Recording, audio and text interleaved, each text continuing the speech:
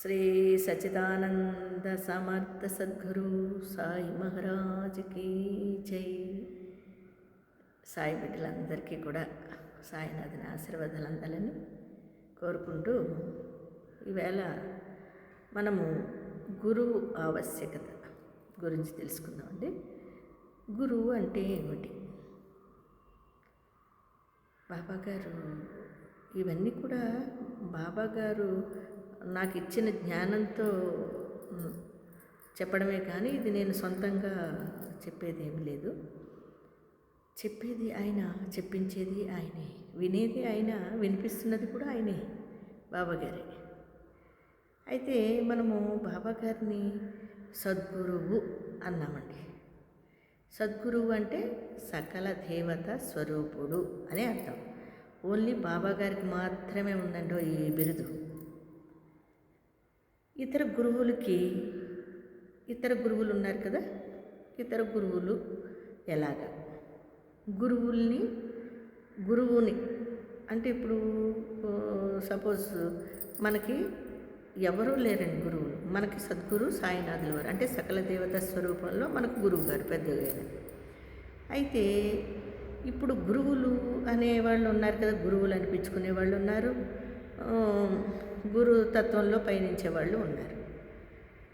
అది ఎలా అవుతుందంటే నిజానికి బాబాగారు చెప్పారు చూడండి, మార్గదర్శకత్వం అవసరమురా, నీకు ఒక మార్గదర్శి కావాలి అంటే మనము ఎక్కడికైనా పయనిస్తున్నప్పుడు కానీ ఎక్కడికైనా వెళ్తున్నప్పుడు కానీ మనము ఏ పనైనా చేయాలి అనుకున్నప్పుడు కానీ నీకు మార్గదర్శి అంటే నిర్దేశించేవాడు, అంటే మనకి మంచి మాటలు చెప్పేవాడు. ఈ మంచి మాటలు ద్వారా ఏమవుతుంది, మంచి మార్గం ఏర్పడుతుంది కదండి. వినేవాళ్ళకి ఏర్పడుతుంది, వినని వాళ్ళకి ఏమీ ఉండదు. ఈ మంచి మార్గాన్ని మనం అవలంబించాలంటే ఒక మార్గదర్శి అవసరం అన్నారు. అంతేగాని ఒక గురువు ద్వారానే ఈ మార్గదర్శకత్వం మనకి లభిస్తుంది. మనము బాబాగారిని పట్టుకున్నామండి, మనకి బాబాగారు గురువు. ఈ గురువు ద్వారా మనం ఆయన్ని స్మరించడం వల్ల మనకి ఒక మార్గము ఏర్పడుతుంది. ఆ గురువుగారిని గురించి చెప్పడం వల్ల వేరే వాళ్ళు దాని నుంచి పొందాడు చూసారా, అది విని ఆ జ్ఞానాన్ని పొందినవాడు మార్గదర్శి. చూసారు, ఇక్కడ మీరు పాయింట్ బాగా క్యాచ్ చేయండి. ఈ మార్గము ఎలా వచ్చిందండి? గురు ద్వారానే వచ్చింది. ఈ మార్గదర్శకత్వం కూడా గురువు ద్వారానే వచ్చింది. ఈ మార్గదర్శి అనేవాడు ఏం చేస్తాడు? ఇప్పుడు సపోజ్ మనం చిన్నప్పుడు తల్లి స్కూల్లో జాయిన్ చేస్తారు, తల్లి తండ్రి. తల్లి ప్రథమ గురువుగా మనం చెప్పుకుంటూ ఉన్నాము కదా. మరి తల్లి తండ్రి గురువు దైవము అన్నారు. అంటే తల్లి తండ్రి గురువు దైవము. నాలుగో వ్యక్తి ఎవరండి? భగవంతుడు. దైవము భగవంతుడు. ఈ పాత్రలన్నీ వహించేది ఎవరు? గురుస్థానంలో ఉండి ఆయనే, ఆ భగవంతుడే ఈ గురుస్థానంలో ఉండి మనని దైవం అంటే ఆయన మార్గంలోకి నడిపించుకునేవాడు. అందుకని సద్గురువు అంటే ఇన్ని రూపాలలో మనకి, అంటే తల్లి తండ్రిగా, ఒక గురువుగా, ఓ దైవంగా, లాస్ట్కి వచ్చేటికి నాలుగో వ్యక్తి దైవంగా ఆయన. ఈ మూడు కూడా ఈ నాలుగో వ్యక్తితో కలిపి ఎవరండి మనకి? గురువు గారే. ఆ గురువు ఎవరండి? సద్గురువే. ఆ సద్గురువు ఎవరండి? భగవంతుడే కదా.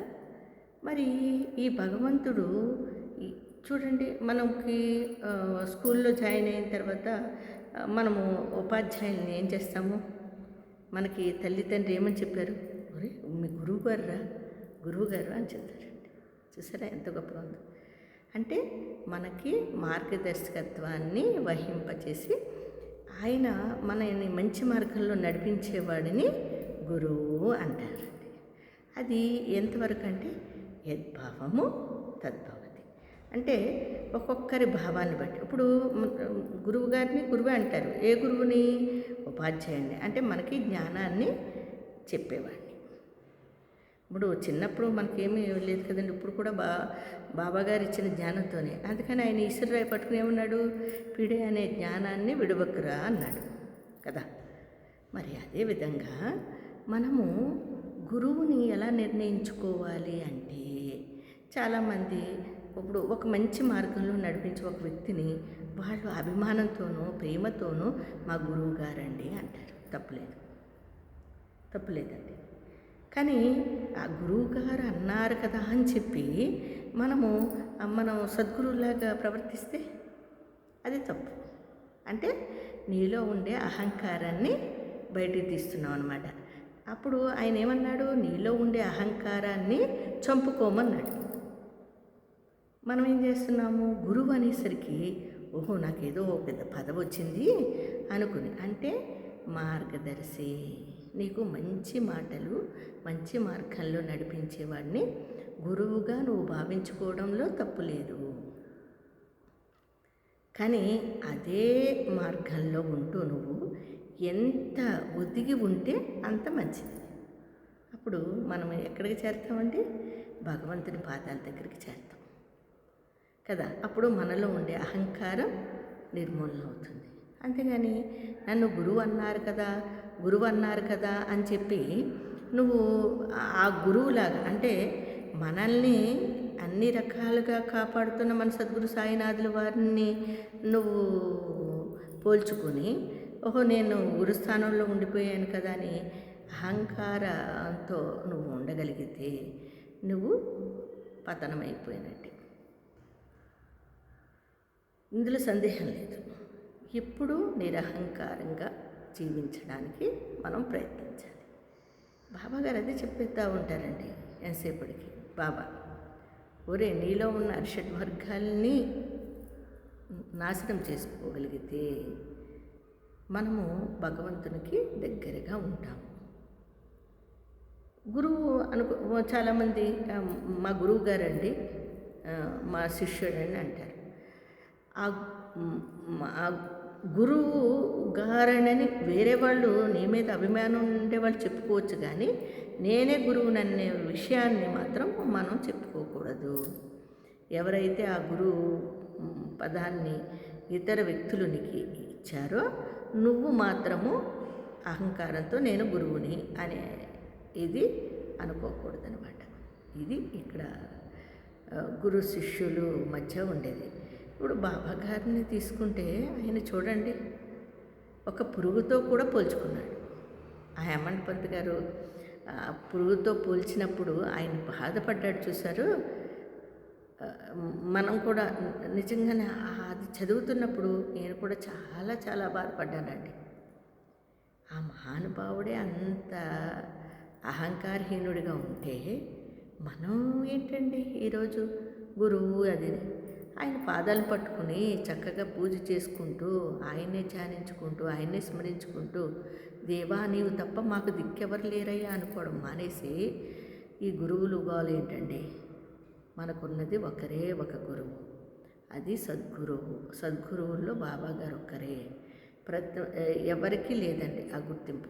సద్గురువు అంటే సకల దేవతా స్వరూపుడుగా మనం గుర్తించుకోవాలి, మన బాబా గారు ఒక్కరే. అయితే ఇదంతా ఎలాగండి? ఆయన దత్తస్వరూపుడుగా మనం ఒక పరబ్రహ్మగా పూజించుకుంటున్నప్పుడు మనకి ఆయనే కదా. ఇప్పుడు మనకు తెలుసున్న జ్ఞానంతో మనం చెప్పుకుంటూనే ఉన్నాం కదా. మళ్ళీ అలాంటప్పుడు ఇవన్నీ ఏంటండి? ఈ గురువులు గోలేంటి? ఇతరు మేమంటే గురువులు, మేము గురువులు అనుకుంటూ ఏమిటి? అయితే ఒక్కొక్కరికి ఒక్కొక్క ఆశీర్వాదాన్ని ఇచ్చారండి బాబాగారు. ఇంతమంది కోట్లాది మంది భక్తుల్లో ఎవరికి ఏది కావాలో అది ఇస్తాను అన్నట్టుగానే వాళ్ళ యొక్క భావాన్ని బట్టి బాబాగారు కూడా వాళ్ళకి ఇవ్వడం జరిగింది ఆశీర్వాదం. ఆ ఆశీర్వాదాన్ని బట్టి అనకవతూ వెళ్ళిపోవాలి. ఎలాగా? ఆయన్ని స్మరించుకుంటూ, ఆయన ధ్యానించుకుంటూ, ఆయన పూజించుకుంటూ. అంతేగాని ఆయన ఏదో నీకు ఇచ్చాడు కదని ఇలాంటి వాళ్ళని కూడా చూసామండి. ఆయన ఏదో ఒక పదవి ఇచ్చి నీకు కూర్చోబెట్టి ఒరే నువ్వు శుభ్రంగా చేసుకోరా అంటే వాళ్ళు ఎక్కడెక్కడికో ఎగిరిపోతే ఆయన ఏం చేశాడు, సట్కాతో ఒక దెబ్బిస్తే అప్పుడు కదండి వాళ్ళు కూలిపోయేది. ఎప్పుడైనా గురువుగారే కదా ఆయన అని ఎప్పుడు తక్కువగా ఆలోచించి మీరేదో ఎక్కువగా ఊహించుకున్న వాళ్ళకి సటకా దెబ్బ తప్పదు. కాబట్టి ఈ గురువులు అంటే మన గురువుగారు సద్గురు సాయినాథులు వారు మనకి మంచి మార్గాన్ని చూపించేది. ఎవరైనా కానివ్వండి, మీరు ఒకరు కానివ్వండి, మీలో ఒకరు కానివ్వండి, మీ బంధువర్గం కానివ్వండి, ఎవరన్నా కానివ్వండి, మన శ్రేయోభిలాషులు ఎవరైనా మంచి కోరి మనకి మంచి మాటలు చెప్పి మంచి మార్గంలో మనము పయనించేలాగా వాళ్ళు మనల్ని ప్రోత్సహిస్తే వాళ్ళ మార్గదర్శకులు. ఓహో నా మార్గాన్ని సరైన రీతిలో చేసిన వ్యక్తులు అనుకోవాలి కానీ మన సద్గురువుతో పోల్చుకోకండి దయించి. ఎందుకంటే మనకే ఏదో ఇచ్చాడు జ్ఞానం. అప్పుడు ఈరోజు చూడండి, నాకేదో జ్ఞానాన్ని ఇచ్చాడు, ఆయన పాదాలు పట్టుకుని నువ్వు తప్ప నాకు దిక్కు ఎవరు లేరయ్యా అనుకుంటూ జీవిస్తున్నాను, నన్ను హ్యాపీగా ఉన్నాను. అలాగే ప్రతి ఒక్క సాయి బిడ్డ కూడా ఆయన పాదాలు పడితే అసలు తిరుగులేదండి మనకి, మన జన్మకి. అసలు నిజంగా ప్రశాంతంగా ఏది కొండ విరిగి మన నెత్తి మీద పడ్డా కూడా మనం చెల్లించక్కర్లేదు. ఎందుకంటే అలాంటి పరిస్థితులు ఉంటాయి, కానీ దాన్ని తట్టుకోవాలండి. అదే మరి గురుపాదాన్ని పట్టుకుంటే వీటినన్నిటిని కూడా కొంచెం కొంచెంగా నిర్మూలిస్తారండి. అదండి మన బాబాగారి యొక్క గొప్పతనం. మరి అందరికీ సాయిరామ్ అండి. మళ్ళీ రేపు కలుసుకుందామా కొన్ని విషయాలతో.